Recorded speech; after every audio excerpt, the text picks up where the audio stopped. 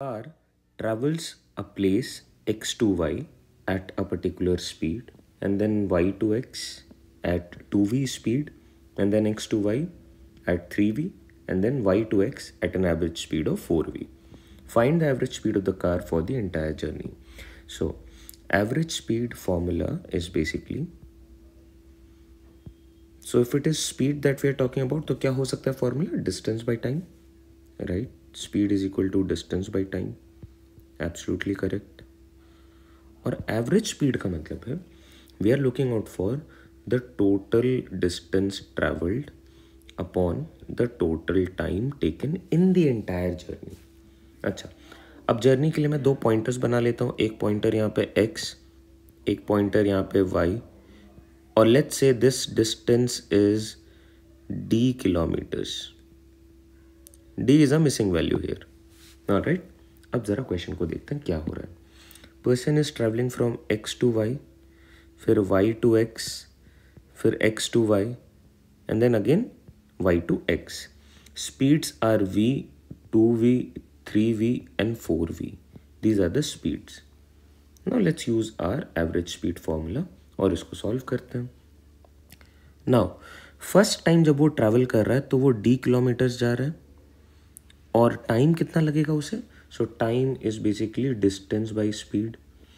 तो स्पीड मेरे लिए हो जाएगी v स्पीड से जा रहा है, v kilometre per hour. So the time is d by v. Next second time जब वो जा रहा है तो फिर से वो d डिस्टेंस कवर कर रहा है और इस बार उसके लिए स्पीड क्या है. इस बार उसके लिए स्पीड है 2v.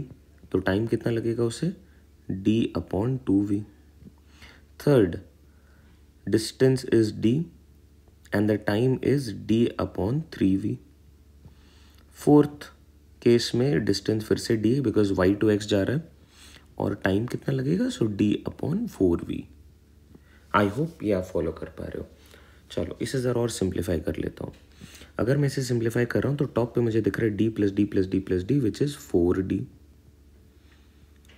डिनोमिनेटर पे मेरे लिए बेस बन जाएगा.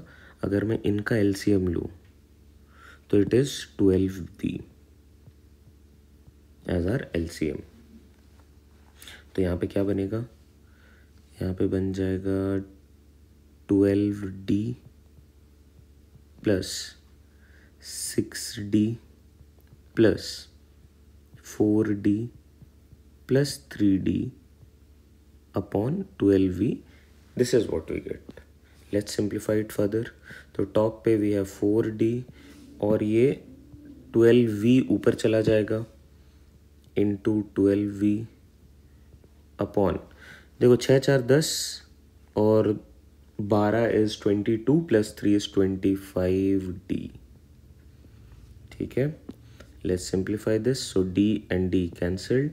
What do we have, 12 into 4 is 48 upon 25 and this is v. ठीक है, ऑल राइट. आप अगर इसे रफली देखो तो 25 into 2 is 50. तो ये लगभग लगभग closer to 2 times of v है. यस और नो. अगर यहाँ पे 50 होता तो ये कैंसिल आउट होकर 2v बन जाता. So what is the average speed. Average speed is greater than, the average speed for the whole journey is actually less than 2v, but it is greater than v. Is less than v, no. Lies between v and 2v, yes. Lies between 2v and 3v, नहीं. 2v तो ये बन ही नहीं रहा है, तो this is also wrong. Lies between 3v and 4v, no. So option B is our correct fit here. I hope this helps.